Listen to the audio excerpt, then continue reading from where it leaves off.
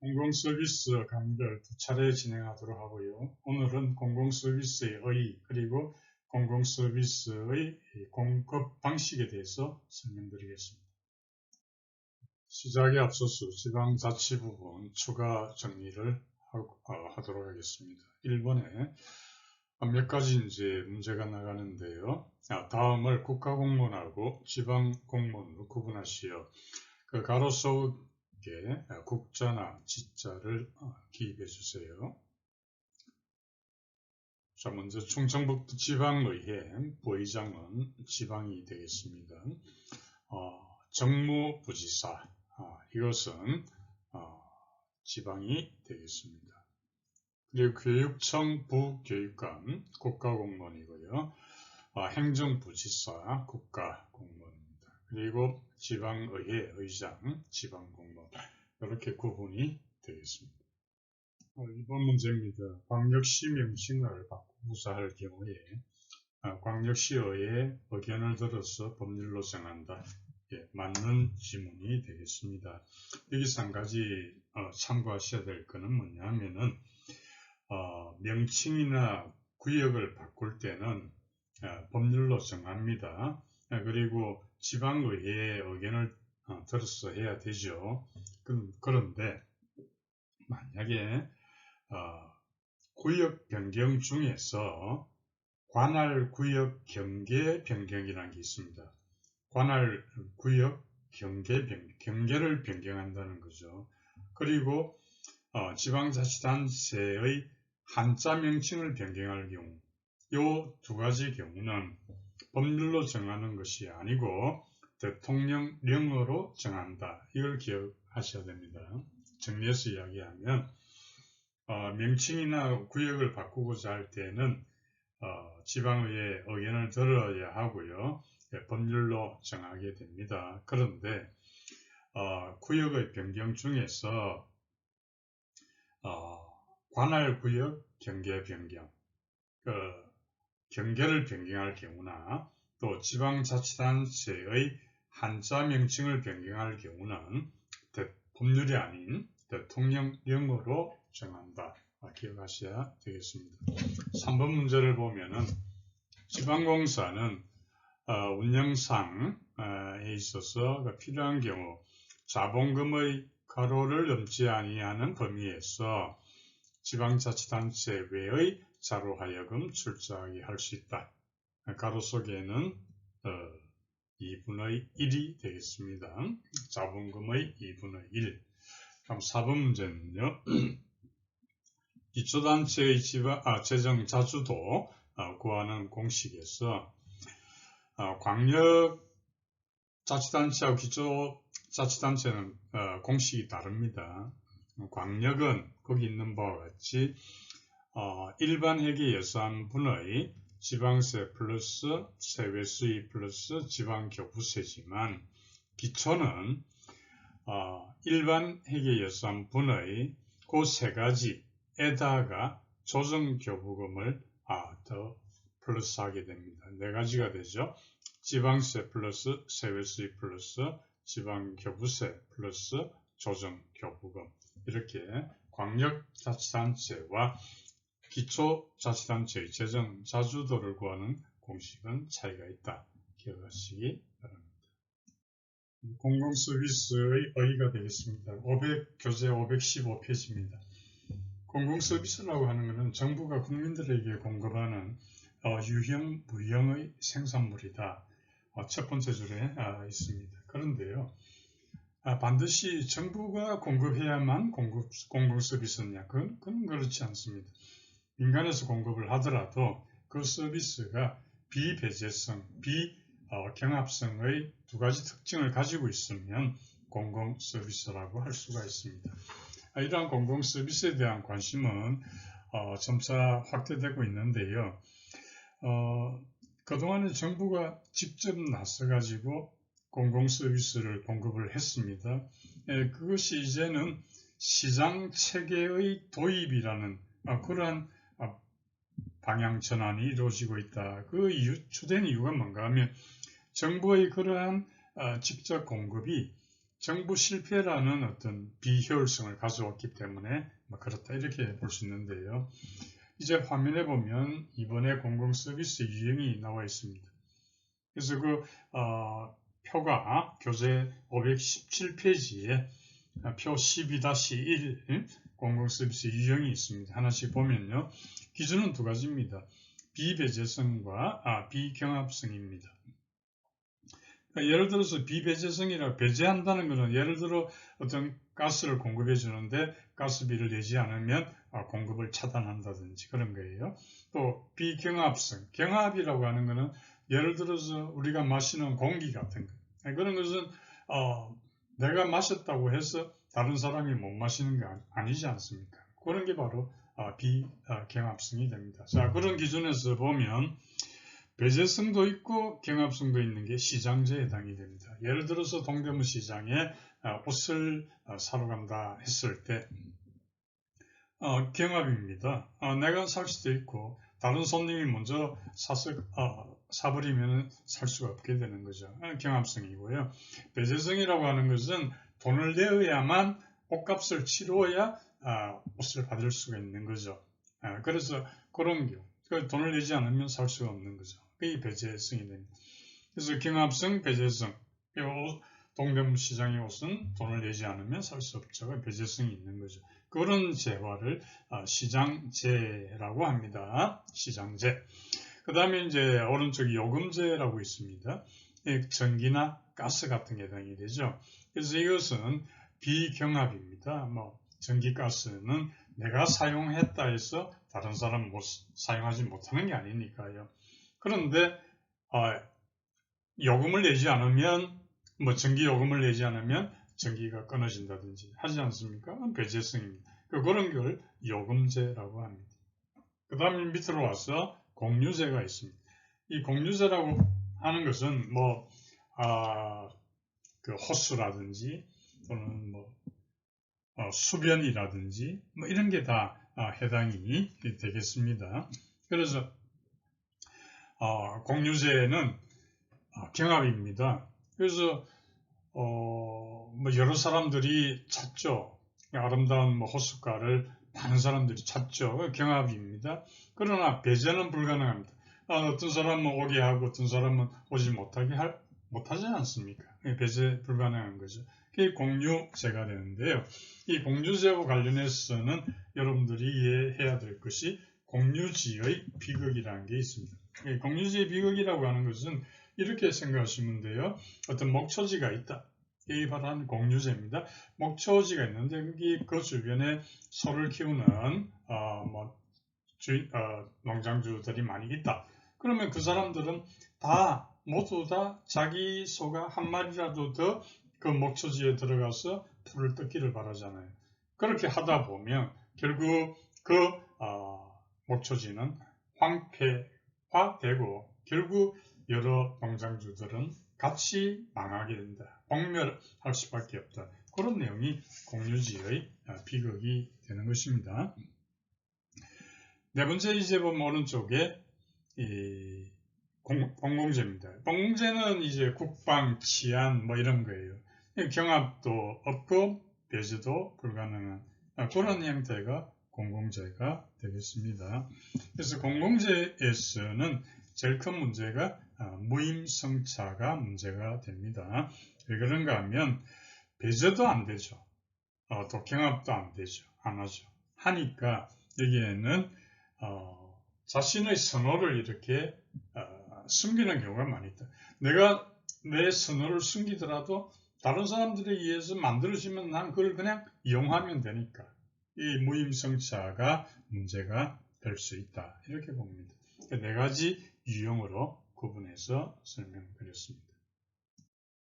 정부에 의한 공급 방식은 첫 번째 정부에 의한 직접 공급이 있습니다. 이것은 대상이 공익성이 강하고 기업성은 약한 그런 데는 민간 부분이 잘 참여하기 어렵겠죠. 그렇다면 그런 것들은 정부가 직접 공급을 하게 됩니다. 그래서 생활 서비스나 민원 서비스가 해당이 되겠는데요. 이 부분에 대해서 공무원들을 직접 서비스를 전달하게 된다. 이렇게 봅니다. 직접 공급에는 크게 세 가지 방식이 있는데요. 첫 번째가 일반 행정기구입니다. 그래서 일반 행정기구는요, 그 공공 서비스를 생산하기 위해서 어떤 행정기구 설치한다. 그 내용이고요. 두 번째가 사업소인데, 사업소는 이제 문화회관이나 복지관 이런 것들이 해당이 되겠습니다.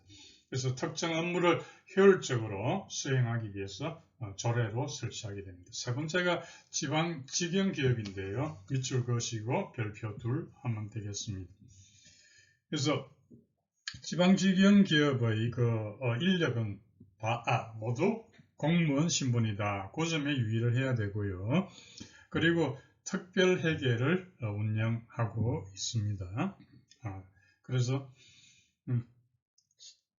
그 공무원 신분이 자인거하고 그 다음에 독립적으로 일반 회계하고 구분해서 특별회계를 운영하고 있다. 이렇게 이해하시면 되겠습니다. 이제 두 번째가 공기업에 의한 간접 공급이 되겠는데요. 그래서 이 공기업에 의한 그 간접 공급의 그 내용은 지방공기업법에 규정이 되고 있습니다. 지방공기업법에 지방공기업 대상 사업이 이렇게 설정이 되어 있거든요. 이걸 기억을 하셔야 됩니다. 첫째부터 쭉 설명이 되는데 뭐 수도 사업이니 하수도 사업이니 이렇게 되는데 여기에 최근에 추가된 게 있거든요. 그 중에 추가된 것이 공공재개발 사업이 들어갔습니다. 공공재개발 사업이 지방공기업에서 다룰 수 있다. 이렇게 되겠습니다. 자, 520페이지를 보겠습니다. 520페이지에 보면 2번 공기업에 의한 간접 공급입니다. 그래서 네 번째 줄입니다. 지방공사나 지방공단에 의한 서비스 공급을 이야기하는 것이고요. 이 경우는 소속 직원은 공무원이 아니다. 이렇게 됩니다. 유의하셔야 됩니다. 그러면 제가 세 가지를 설명드렸잖아요. 지방직영기업, 지방공사, 지방공단 어떤 차이점이 있는가를 간단히 비교 설명한다면요. 우선 지방직영기업은 특별회계로 운영이 됩니다. 특별회계입니다. 그 다음에 지방공사는 지방자치단체가 전액 자본금을 출자합니다. 그런데요, 필요한 경우, 운영을 하다 보면 필요한 경우에 2분의 1 내에서 지방자치단체 외의 자가 출자가 가능하다는 게 지방공사고요. 지방공단은 그런 게 없습니다. 즉, 지방자치단체가 전액 자본금을 출자한다. 이런 차이가 있는 것이죠. 그리고 공무원 신분은 지방직영기업에 한정되겠습니다. 민간에 의한 공급 방식입니다. 첫 번째가 민간 위탁이 되겠고요. 우선 화면에 보시면 대상이 제한되거든요. 시민의 의식주 생활에 직접 영향을 미치는 사무는 제한이 되고요. 국민의 권리 의무와 직접 관계되지 아니하는 사무는 민간 위탁할 수 있다. 이 조항을 기억하시기 바랍니다. 자, 민간 위탁이라고 하는 게 정의를 내린다면 뭐냐면요. 정부가 서비스 공급의 책임은 집니다. 책임은 지지만 생산 기능은 민간에서 수행하는 것이 정부가 하는 것보다 더 효율적이다 판단될 경우에 민간에 위탁해서 생산하는 방식이다. 이렇게 이해하시면 되고요. 방금 이야기한 대로 그런 국민의 권리 의무와 직접 관계되지 아니하는 사무만 민간 위탁할 수 있다. 기억하시면 되겠습니다. 다음 두 번째가 민간 위탁의 그 주요 방식인데요. 다음 522페이지를 보면 주요 방식이 나옵니다. 여러 방식이 나오는데요. 사바스가 거기 유형화한 바가 있습니다. 그 중에 몇 가지를 보면요. 바우처 제도입니다. 바우처라는 게 미국의 푸드 스탬프가 표시가 되겠습니다. 그래서 현금 대신에 이 스탬프를 받고 식품 가게에서 식품을 구입하는 거죠. 그래서 저소득층이 그런 여러 가지 어려움을 해결하는 방안이 될 수가 있겠습니다. 근데 이 문제는 이 바우처를 다른 용도의 목적 외 용도에 사용하는 경우가 많다는 게 단점이 되겠습니다. 바우처에 이어서 두 번째로 면허 방식입니다. 면허 방식은 택시 면허도 해당이 되고요. 그래서 시민은 서비스 제공자에게 비용을 지불하고 서비스 수준과 질은 정부가 규제한다. 즉 다시 말해서 폐기물 수거 처리 이런 게 다 해당이 되는데 면허 방식이라고 하는 것은 정부가 여러 서비스 수준을 통제하면서도 서비스 생산은 민간 부분에 이양하는 그런 장점이 있다. 이렇게 볼 수 있습니다. 그래서 평가를 해본다면 민간 위탁을 했더니 민간 위탁은 여러 가지 이론적인 지지를 받습니다. 교재에 있는 대로 관료 실패 이론, 관료제에는 여러 한계가 있다 이 말이에요. 관료 실패 이론하고 그 다음에 공공선택 이론 이 두 가지에 의해서 지지를 받고 있습니다. 그래서 이런 민간 위탁이 실제 어떤 성과를 거뒀나 평가를 해보니까 그 밑에 파라그래프에 보면 청소년 수련원을 했더니 민간 위탁을 했더니 성과가 좋더라 하는 결론을 얻어내게 됩니다. 그래서 그걸 살펴본다 밑에 세 번째 줄에 민간 위탁은 단순히 경제적 효율성 증대 이것만이 아니고요. 관료제의 어떤 운영의 민주성, 효율성에 긍정적인 영향을 줄 수 있다. 이렇게 긍정적으로 평가가 됩니다. 단 반대론자도 있는데요. 다음 페이지에 보면 정부 기관하고 민간 수탁자 간의 어떤 거래관계라고 할까요? 두 번째 줄에 장기적으로는 정치 레짐으로 제도화돼서 부패가 생긴다. 이런 단점을 지적을 하는 것이죠.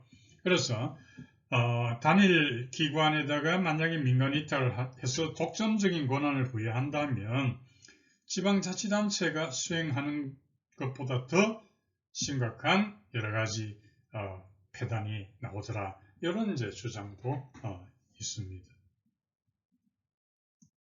그런 면허니 바우처 외에도 또 여러 가지가 있죠. 화면을 보시면 민간 위탁 방안입니다.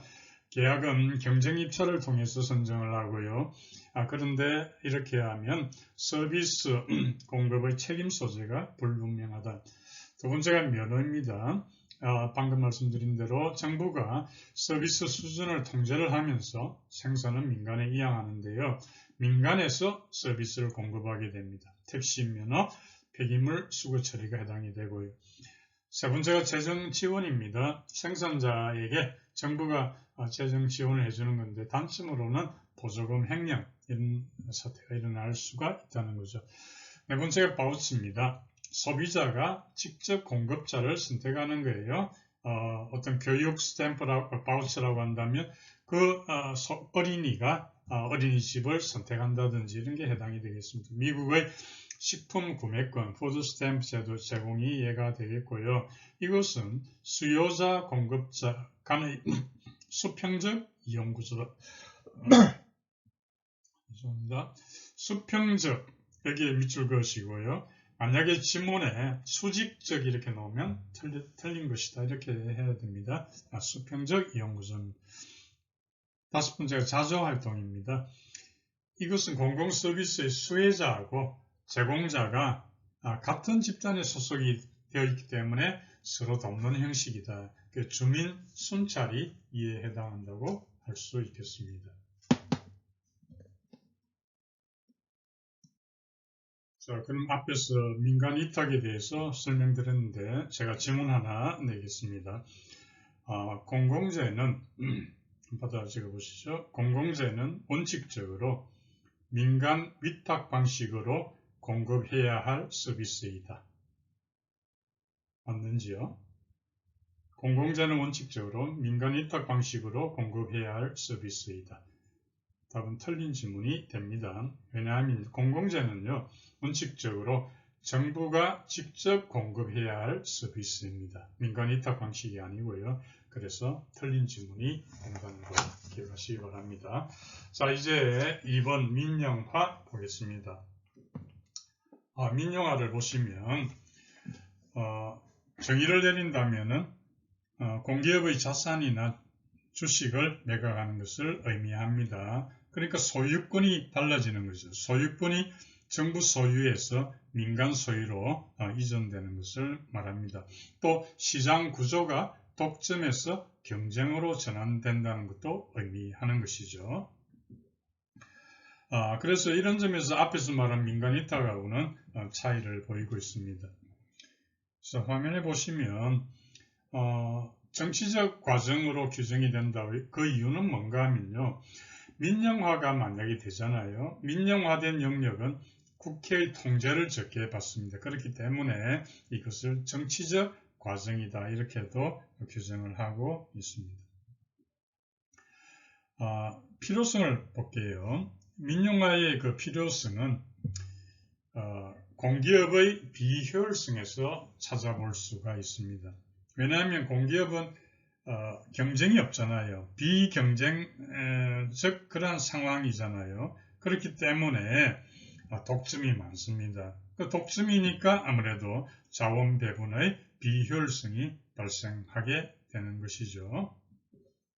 그래서 이런 문제가 있기 때문에 공기업의 민영화가 필요하다 이런 내용이 되는 것이죠. 왜냐하면 공기업이라고 하는 것을 우리가 흔히들 그 신이 내린 직장이다 이런 말을 하잖아요. 그만큼 안정적이다 이 말, 안정성이 있기 때문에 인기가 있다 이 말은 바꿔 이야기하면 그냥 변화는 모색하지 않고 기득권 유지에 아주 좀 더 중점을 갖고 있다 이렇게 볼 수 있는 거죠. 그렇기 때문에 민영화를 통해서 공기업의 효율성을 정진하고자 하는 그런 필요성을 가지게 됩니다. 그럼 공기업 민영화의 방법은 어떤 게 있는가? 교재 524페이지에 밑에서 한 8번째 줄입니다. 공기업 민영화의 방법은 첫째가 주식 매각입니다. 가장 적극적인 방법이 되겠죠. 그래서 이 방법은 아주 짧은 시간에 상당한 재정 수입을 가져올 수 있다. 이런 매력이 있습니다. 두 번째가 계약제도입니다. 계약제도. 첫 번째가 보유 주식의 매각이었고요. 두 번째가 계약제도입니다. 그래서 이 계약제도를 통해서 재화나 용역에 대한 그 생산을 사기업이 담당하게 되는 것이죠. 그래서 그런 경우가 계약제도입니다. 세 번째가 정부 규제 완화입니다. 그러니까 기존의 규제를 좀 약화시키는 그런 형태가 되겠습니다. 그래서 이 민영화에 대해서 여기도 찬성론자, 반대론자가 있는데요. 한번 살펴보면은 찬성론자는